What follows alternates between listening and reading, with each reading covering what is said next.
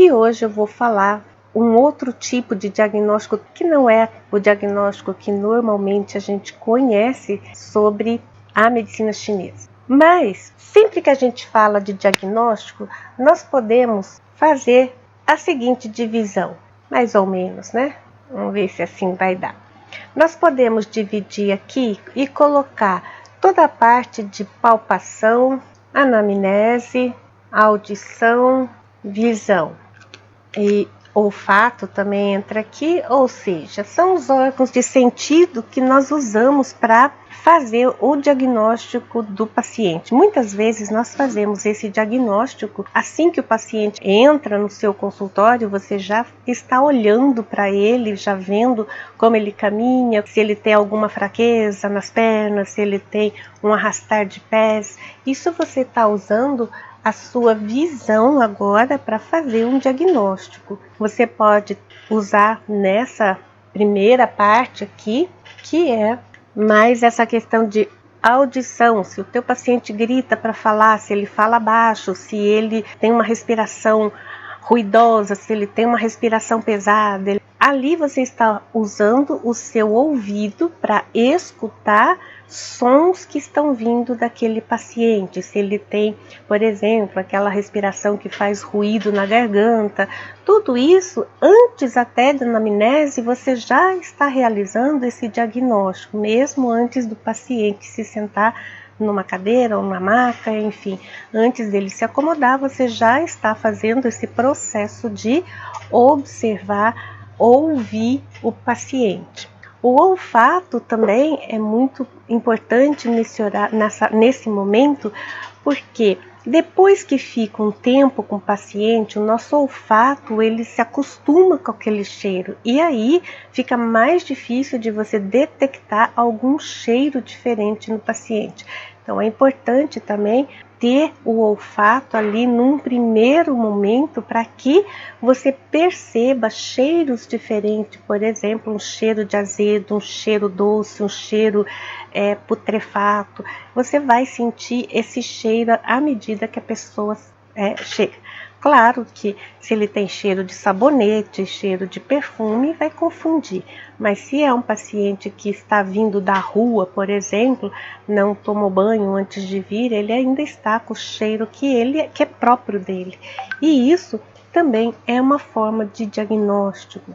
Tudo isso eu chamo de a primeira parte do diagnóstico, que é esse diagnóstico que muitas vezes não é ensinado, porque a gente não ensina, olha, você tem que ver tal coisa, ou você tem que ouvir tal coisa, porque cada paciente é uma história, cada paciente tem o seu próprio desenvolvimento, e dessa forma nós temos que sempre falar, observar cada paciente na sua singularidade. É ele que está ali na sua frente e não importa qual seja a doença, muitas vezes é o primeiro contato que você tem, então você não conhece o paciente, mas é esse primeiro olhar que você vai lançar, essa primeira audição que você vai fazer, o primeiro olfato que você vai sentir daquele paciente, é muito importante para que você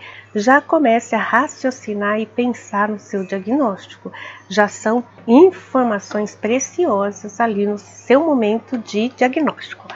Boa tarde, doutor Eduardo, Catiane, Marcelo, Jorge, Rita, Paula, Daniela.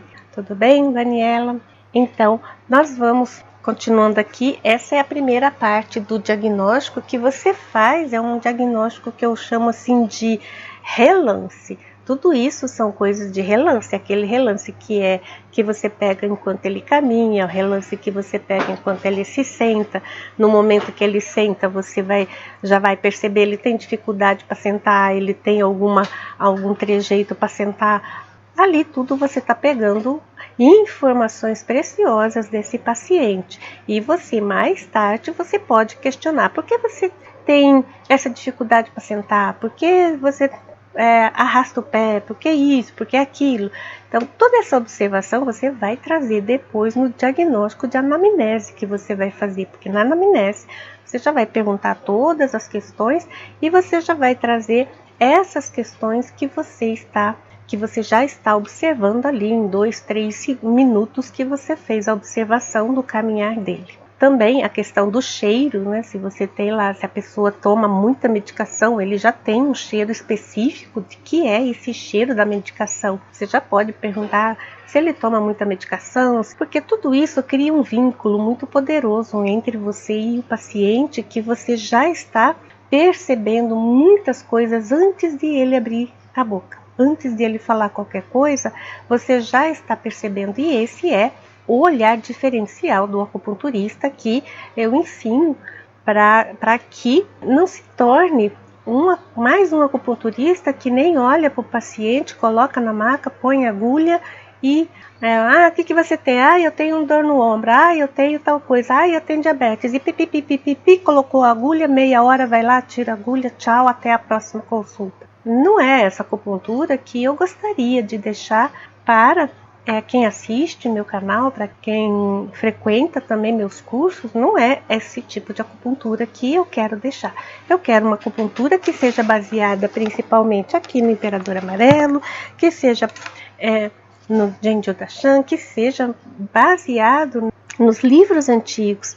E até eu separei aqui alguns trechos que eu acho importante falar, se bem que agora eu já perdi onde que tá, mas ele fala justamente no livro, enfim, eu não sei onde está. No livro, ele fala muito de 3 categorias de acupunturista. É aquele acupunturista medíocre, o acupunturista bom e o acupunturista sábio. Isso não quer dizer que eu sou sábia, porque sábia é aquele que tem o conhecimento, mas além do conhecimento tem um estilo de vida. E esse estilo de vida eu ainda não consegui fazer. Eu tenho conhecimento, mas ainda não tenho o estilo de vida que precisa ter para se tornar um acupunturista sábio. Então, eu ainda não sou. Mas, quem sabe, né? Eu ainda tenho aí muitos anos pela frente. Quem sabe lá no último ano de vida eu chegue a ser um acupunturista sábio. Mas por enquanto ainda não sou. Por quê? Porque tem todo um estilo de vida que precisa ser alterado e eu por enquanto não estou alterando. Mas isso não quer dizer que eu não possa obter mais conhecimento, não quer dizer que vocês também não possam obter esse conhecimento, não quer dizer que vocês também não possam ter este conhecimento à disposição. Enfim, esses 3 tipos de acupunturista, o que eu realmente não quero ser e também não quero que meus alunos sejam é o acupunturista medíocre. E o que vem a ser para o Imperador Amarelo o acupunturista medíocre? É esse que faz o atendimento sem nem realizar um diagnóstico, faz sem nem tentar descobrir quais são os padrões de desarmonia, tentar descobrir e fazer esse diagnóstico. Esse é o acupunturista medíocre. E eu espero que nenhum de vocês que está aqui queira ser também, assim como o que me fez estudar muito foi porque eu nunca quis ser esse acupunturista medíocre que o Imperador Amarelo já deixou descrito há 2000 e tantos anos atrás. E para a gente só fechar esse parênteses, se ele escreveu isso há 2.500 anos atrás, é porque já existia acupunturista medíocre e pessoas que se contentavam em simplesmente tratar doenças. Mas não é tratar doenças, ele diz também, em alguma parte aqui do livro, ele diz também que o acupunturista bom é aquele que já inicia no seu processo de verificar o espírito da pessoa. E toda essa parte que agora eu falei de audição, visão, olfato, você já está começando a pegar o espírito do paciente, porque todo esse espírito do paciente já está ali mostrando na parte física qual é o estado desse espírito. Por exemplo, ele arrasta o pé, é o espírito que arrasta o pé, é aquele espírito que está cansado, é aquele espírito que já não tem mais força para fazer e nem mobilidade para fazer isso. Então esse espírito já é aquele espírito esgotado, aquele espírito cansado. Por que esse espírito está cansado? Qual a razão dele estar assim? É muita tristeza? É muita mágoa? O que ele está arrastando tanto pela vida que está arrastando os pés? Determinar aqui quais são os fatores emocionais que estão ali impregnados naquela determinada ação. Muito bem. Passei aqui na primeira fase do nosso diagnóstico. Agora nós vamos fazer um diagnóstico de língua. Nesse diagnóstico de língua, é muito importante você observar agora todos os sinais e sintomas que está aqui, porque tudo aquilo que você observou aqui está refletido aqui. Tudo que você anotou de diferença, tudo que você percebeu, tudo que você notou naquele primeiro minuto estará refletido aqui na língua. Procure aqueles sinais e sintomas que você já percebeu aqui na língua. Além desses, ainda você precisa ver aquilo que ainda não está se manifestando no físico. Ainda olhando a parte externa do corpo, você não vê. Então, são aquelas doenças, são aquelas síndromes que são internas, que não estão refletidas ainda na aparência. E isso é já ser o acupunturista bom, que não olha só o lado de fora, mas já procura e busca o interior, busca trazer essa informação lá do interior. E quem é que vai me dar essa informação? Aqui é sempre a língua que vai me trazer todas as condições, todas as síndromes que aquele paciente tem. Na língua, lógico, né, vai mostrar lá 18 padrões de desarmonia. Não está na sequência, né? Não vai ter assim, olha, aqui está a sequência. Não, vai estar tudo junto e misturado. Agora você precisa de um outro diagnóstico para você começar a destrinchar qual é o caminho que está essas síndromes, qual é o desenvolvimento dessas síndromes. O pulso vai te dar uma base boa para te orientar, para saber o que está mais urgente, o que está mais presente, o que eu preciso fazer mais de forma urgente para melhorar essa condição do paciente. Então o pulso ele vai te dar essa orientação, mas você vai ter que ter aqui agora, vou colocar aqui uma organização de quê? Dessa lista aqui. Você vai ter que saber aqui onde iniciou, qual foi o desenvolvimento e quais são as síndromes do final, porque este pulso estará aqui, mas nesse final. É ele que está me mostrando qual é o que está lá em cima, né? Aqui é aquela montanha em que aqui vai indo. O pulso vai me mostrar aqui o topo da montanha, mas eu tenho esse início aqui e o seu desenvolvimento aqui, olha, para resolver. Não é simplesmente olhar o topo. Olhar o topo aqui está relacionado com os sinais e sintomas. E quando a gente só trata sinais e sintomas, nós vamos recorrer, e a maioria vai recorrer a protocolo. Por quê?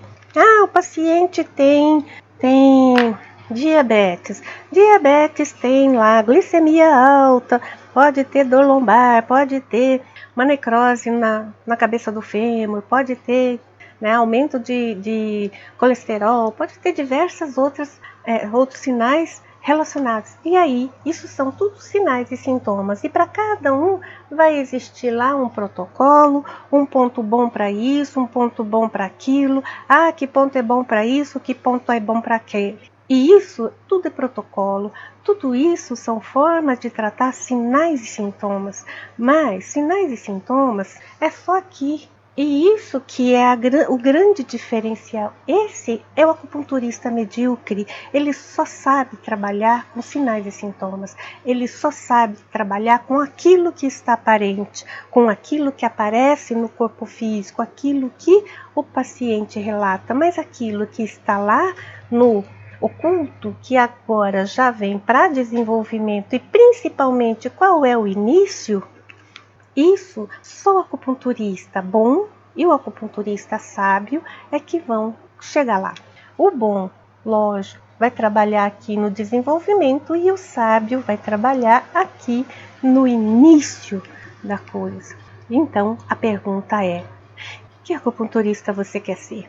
Eu ainda estou aqui, né? Mas eu quero chegar aqui. E eu sei que eu já tenho conhecimento para isso, eu só preciso mudar o meu estilo de vida. Por quê? Porque aqui no livro, no nosso livro do Imperador Amarelo, ele também diz que o acupunturista sábio, ele deve também regular suas horas de sono, regular suas bebidas e alimentos, regular suas atividades físicas. E isso está longe de eu fazer tudo isso ainda. Um dia eu faço. E aí, sim, a gente consegue chegar aqui no acupunturista sábio. Por quê? O acupunturista sábio não é só aquele que sabe tratar do outro, mas também sabe cuidar de si próprio. Então, quando a gente está aqui, quando nós estamos aqui na organização, nós estamos pegando todas as informações anteriores, tudo que eu fiz aqui, tudo que eu vi aqui, tudo que eu vi aqui, e agora eu estou organizando. Este é o momento em que eu vou iniciar olhando os sinais e sintomas para saber o que tratar hoje de sinais e sintomas. Por quê? Porque a gente precisa tratar de sinais e sintomas também, não é que eu estou falando que nunca vocês vão tratar sinais e sintomas. Não, tem que tratar, porque senão o paciente não volta de novo. Você tem que melhorar esses sinais e sintomas. Então, lá na sua listinha, né, de organização, sinais e sintomas, aí você vai ter que pegar agora o desenvolvimento. Então, você tem lá os sinais e sintomas e todo um desenvolvimento aqui. E aí, por fim, você vai ter aqui uma causa. Agora, você tem que ir escalonando. Para quê? Para você ir diminuindo e também tiro o sinal sintoma, tiro esse, vou tirando, e vou tirando, e vou tirando até que eu atinja a causa. Porém, a causa não é tão fácil assim de a gente atingir, porque apesar de nós temos uma causa, é uma deficiência do tido baço, ok, mas veja só, mesmo que eu tenha uma deficiência do tido baço como uma causa, qual é a causa dessa deficiência do tido baço? Não começou do nada. Existe alguma causa? É por conta da alimentação. Ok, corrige a alimentação, verifica se vai dar certo, se realmente é aquela causa. Se não for aquela causa, a causa é outra. E aí você vai ver, puxa, então não é alimentação?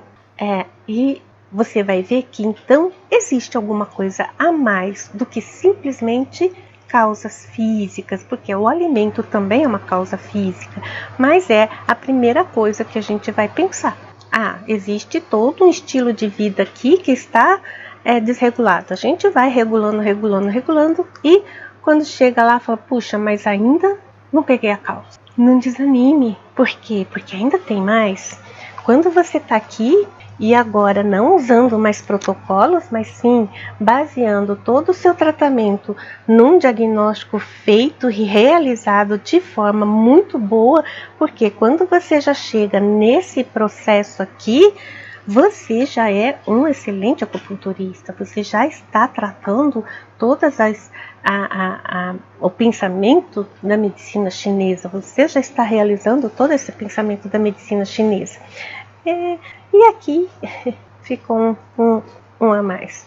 Nós vamos ter aquela causa que, um diagnóstico que é além da causa, é um diagnóstico, lembra que disso aqui para trás, isso aqui para trás, olha, tudo é Qi pós-celestial. Agora, daqui para frente vai vir um Qi pré-celestial. Isso quer dizer que existe também, além do Qi pós-celestial, eu também tenho que verificar se existe alguma relação com o Qi pré-celestial, aquela coisa assim, mas a causa não está visível, a causa não está aqui. Eu já tratei todas as causas, já eliminei todas as causas, porém, aquele evento, aquela síndrome ainda está lá. Por quê? Porque eu ainda não atingi a causa fundamental, a causa específica, que é o pré-celestial. E dessa forma, muitas vezes essa análise do diagnóstico pré-celestial, isso não é ensinado, né? Isso é passado de professor para discípulo. E aqui eu estou iniciando o meu processo agora de falar um pouco mais sobre isso. Essa causa pré-celestial tem a ver com o quê? Com a nossa constituição. E quando a gente fala constituição, é aquilo que a gente está trazendo, né, do nosso ti pré-celestial.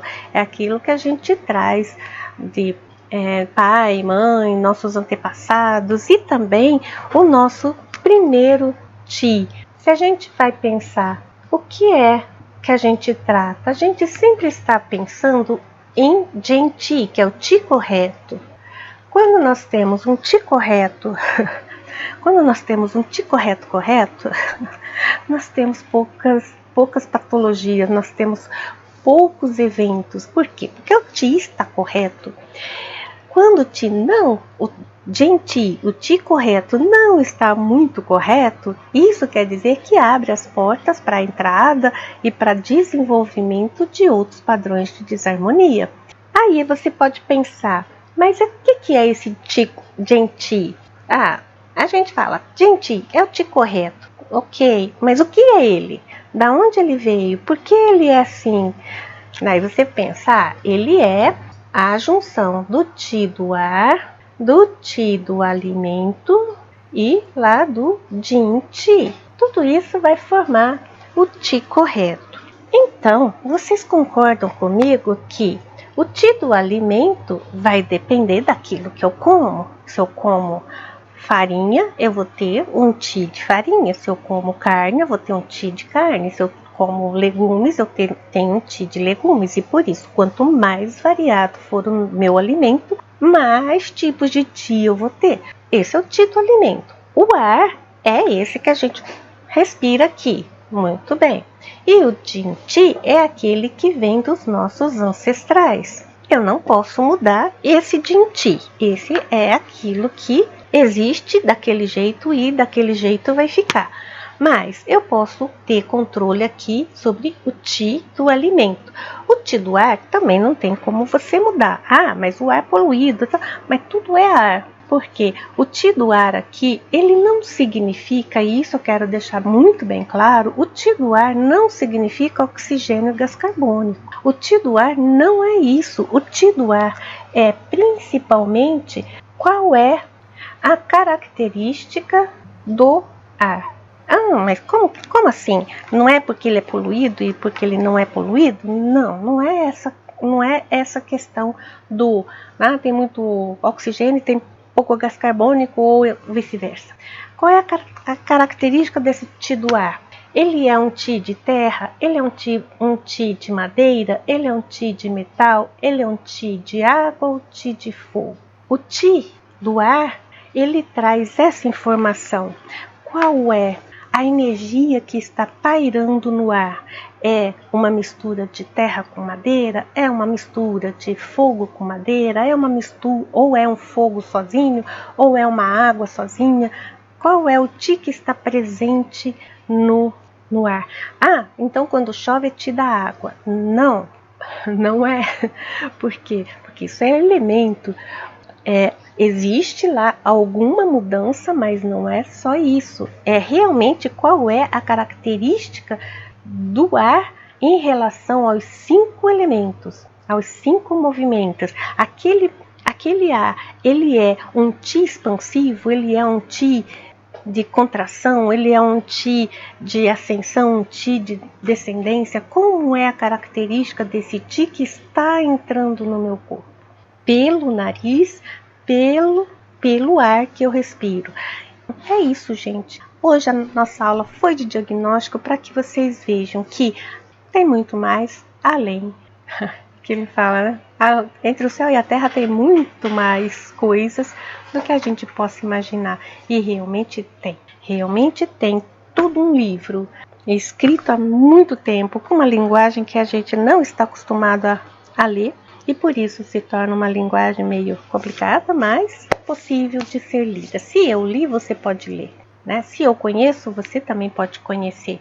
Por quê? Porque conhecimento é aquilo que a gente vai atrás. O conhecimento não chega até a gente vai atrás. E se eu não vou atrás, ele nunca vai chegar, certo? Então, vai atrás do conhecimento. Para quê? Para você pegar essa última parte que falta ainda no diagnóstico para que seja completo. Escreve lá nos nossos canais, não importa qual deles, YouTube, Facebook, Instagram. Inscreva-se lá, coloque a sua o que era mesmo? A sua, não é opinião, o seu pedido de sugestão, a sua sugestão das próximas aulas. A gente vai analisar aquilo que mais está sendo pedido para falar aqui durante as aulas, ok? Este conhecimento estou passando no blog da Lucy, o curso completo de cronobiologia chinesa ou estudo das constituições está no acesso VIP do blog da Lucy. Entre também no grupo do WhatsApp, os links estão nas descrições.